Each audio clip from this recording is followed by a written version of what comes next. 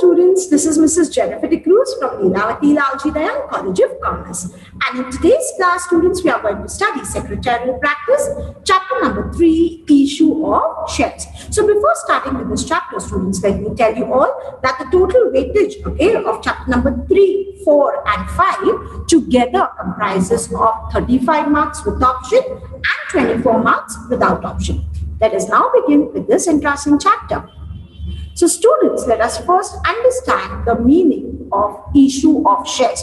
When are shares issued? So students, when a company wants to expand its business, diversify its business, okay, that is the time they require capital, okay. So a company needs capital to start a new project, to expand, to diversify, okay. So its existing businesses or to repay its old debt. So it can raise funds by taking loans or by issuing shares, debentures, bonds, etc. So in case a company wants to raise capital by selling off the shares, it can issue two types of shares, preference and equity shares, okay. So basically issue of shares is done when the company wants to raise its capital, okay, for expansion or diversification of its business, okay. So they can raise the capital by issuing shares.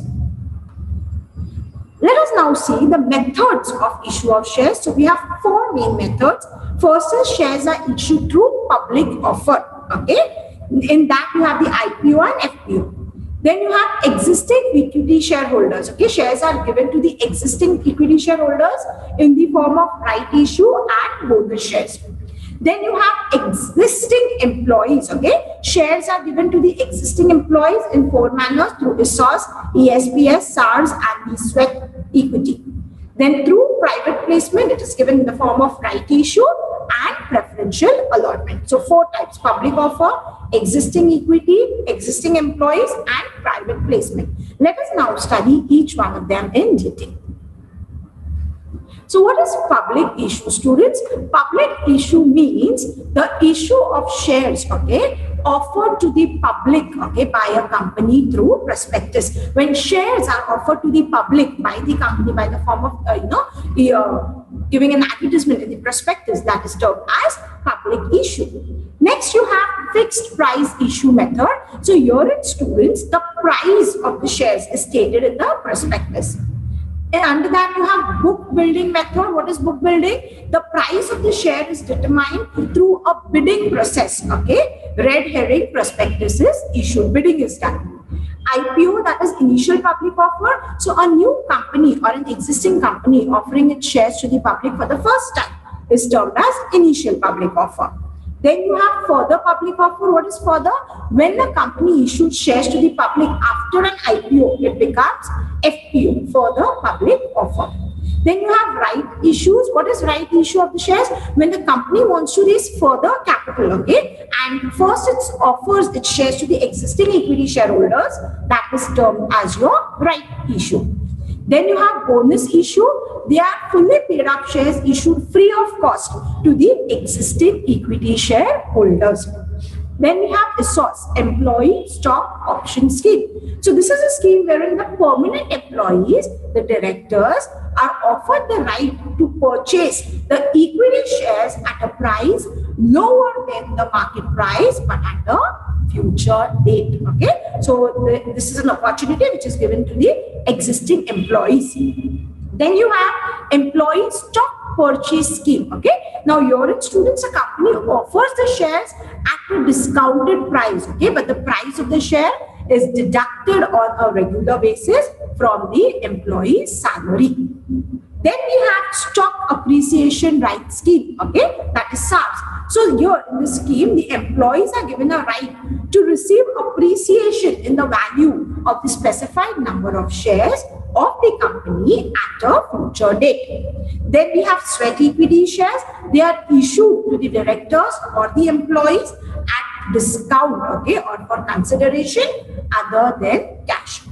Then you have private placement, okay. So company offers its security to a selected group of persons not exceeding 200. Last, you have preferential allotment. So company offers this equity shares or securities convertible into equity shares to a selected group of persons on preferential basis. So we've understood the meaning of each and every subpoint that was there. Okay, let's move on to the next topic, and that is allotment of shares. Okay, now what is allotment? So students, when a company gives shares to an applicant, okay, based on application submitted, okay, when the public submits application and then the company gives shares to them, it is called as allotment of shares. Okay, the Supreme Court has defined allotment as the appropriation out of the previously unappropriated capital of the company of a certain number of shares to a person. So basically, in simple terms, okay, what is allotment of shares? When shares are allotted to the applicant based on the application submitted, it becomes allotment of shares. Shares are given to the applicants.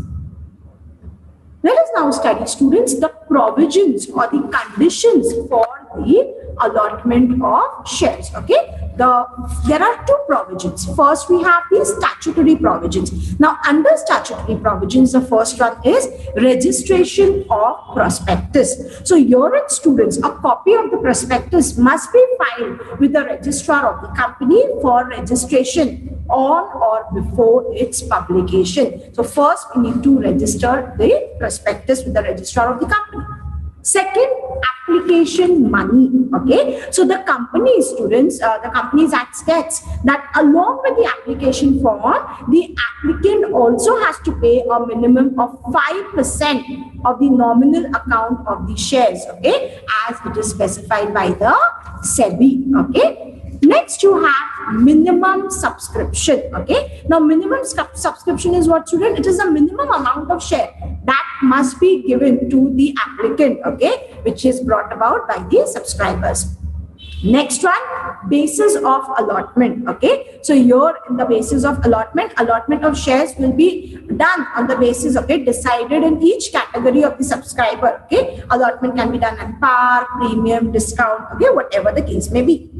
Then you have over subscription. Okay, over subscription means when the applicant who is there, okay, receives the application for the shares are more than the number of the shares offered by the company. So when applications become more than the number of the shares which are allotted by the company, it becomes over subscription. Then you have permission to deal on the stock exchange. So every company, student, before making a public offer shall apply to at least one recognized stock exchange to seek the permission for listing of the shares. Next one is appointment of managers to issue and various other agencies that are there.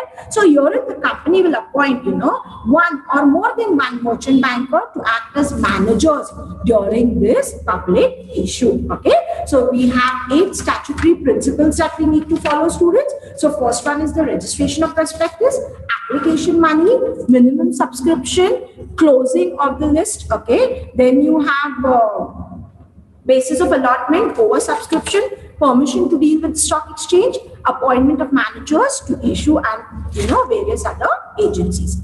Then we have certain general principles that we need to follow for allotment of shares. So first one, there is proper authority. Okay, so the board of directors or the allotment committee, they set up a proper board, okay, who has the authority to issue the shares.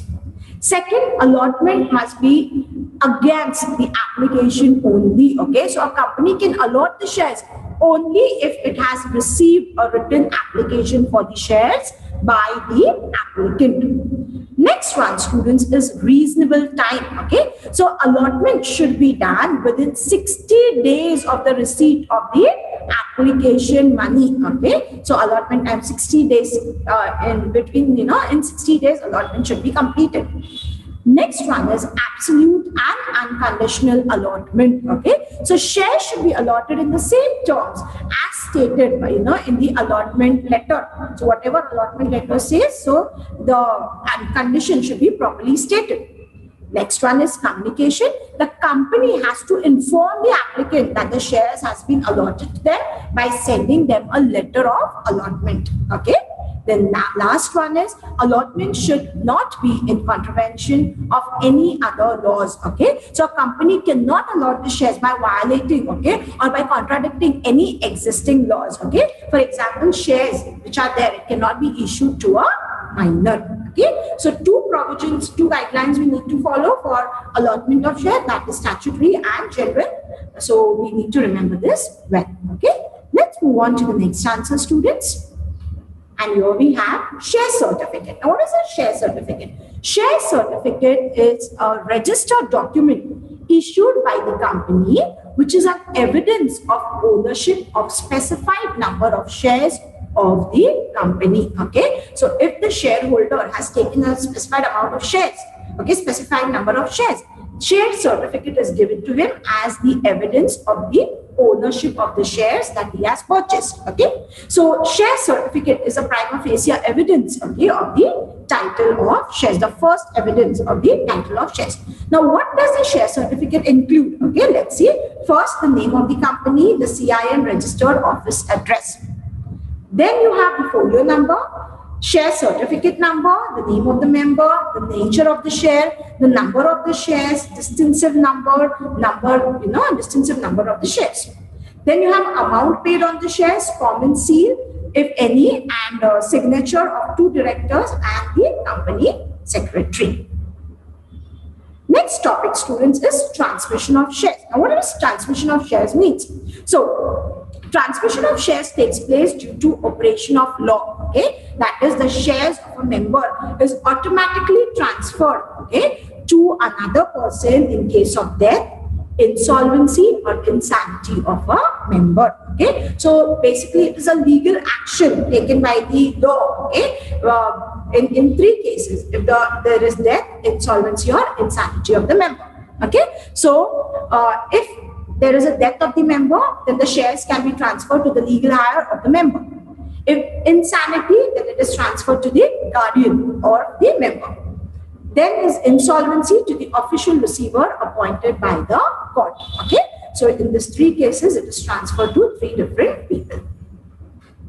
Let us now come to the distinguish between part, students. So first, distinguish into your textbook speaks about IPO and FBO. So IPO, that is initial public offer. So meaning IPO refers, okay, to an offer of securities by an unlisted public company to the public for the first time. So when shares are offered to the public for the very first time, it is termed as IPO. Then you have the second one, FBO. What is FBO? It means that the offer of the security by a listed public company to the public to raise subsequent capital. So after the issue of IPO, we have the FBO if required. Then second one, type of issuer company. It is issued by an unlisted public company, and here for FBO is issued by listed public company. Third one is when issued. So it is issued by the existing company which wants to raise capital from the public for the first time. And what is FBO? It is usually issued by a listed public company when it wants to raise further capital from the public.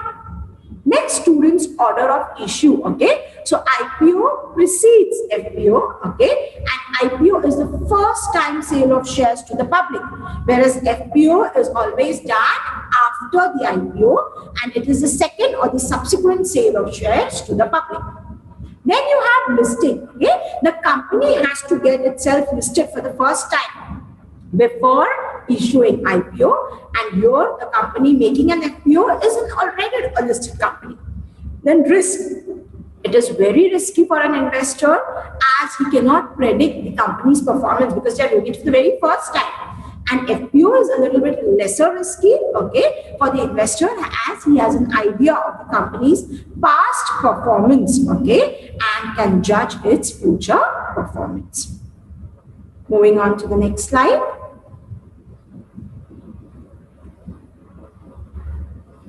Okay, so here in students, we have the second important distinguish between, that is right shares and bonus shares. Now, what are right shares? Okay, so the meaning is in right issue, the shares are offered to the existing equity shareholders. That is, the company offers the shareholders the first option to buy the shares of the company. So that is right share. What is bonus share?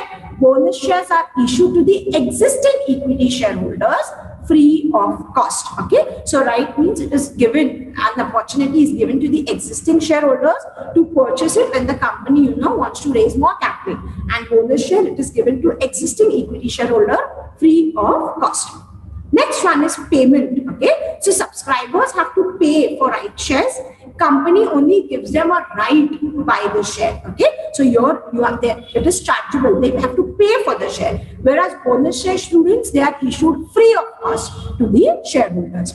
Then the third point says partly and fully paid up shares. So shareholders have to pay for the share as application money, allotment, call money, etc., till the full money on shares is paid. Whereas bonus shares, they are fully paid up shares. So no money has to be paid by the shareholders to the company. Next point, minimum subscription.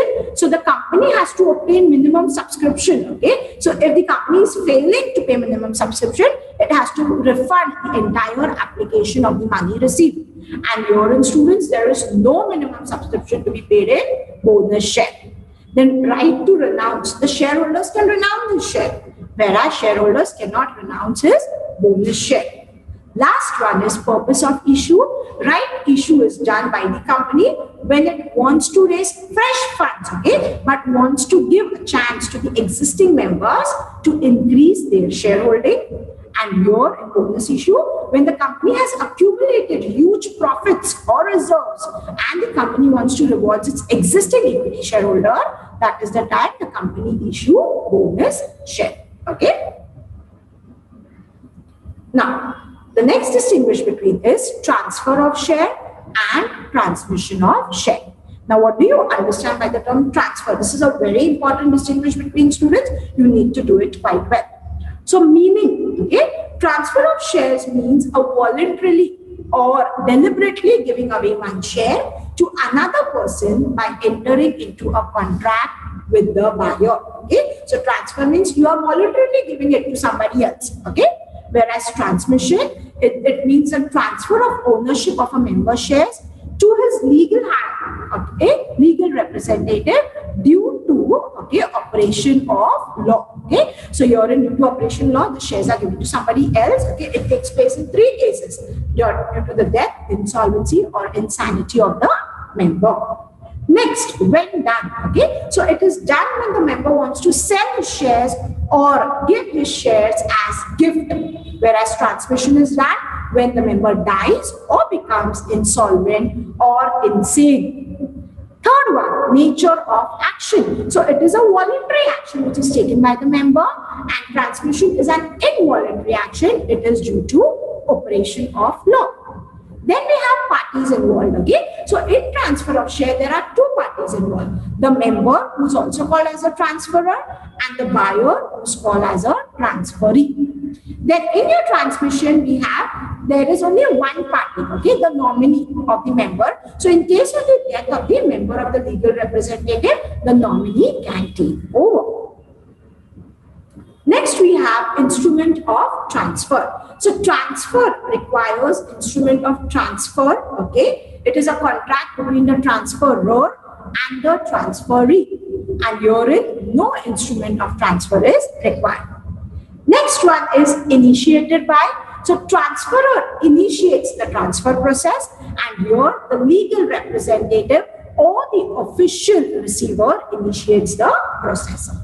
Next one is consideration. Transfer of shares is done often by a member to receive some consideration money. Okay, that is, the buyer has to pay the share, and herein no consideration is involved. Okay, the legal hire or the official receiver need not pay it for the shares. Then you have the liability.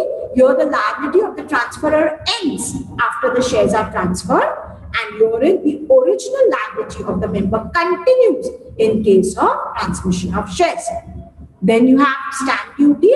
Stamp duty is as per the market value of shares, and herein no stamp duty is paid. Okay, so this is what we've completed with transfer of shares and transmission of shares. With this, students, we've completed this chapter, issue of shares. Thank you.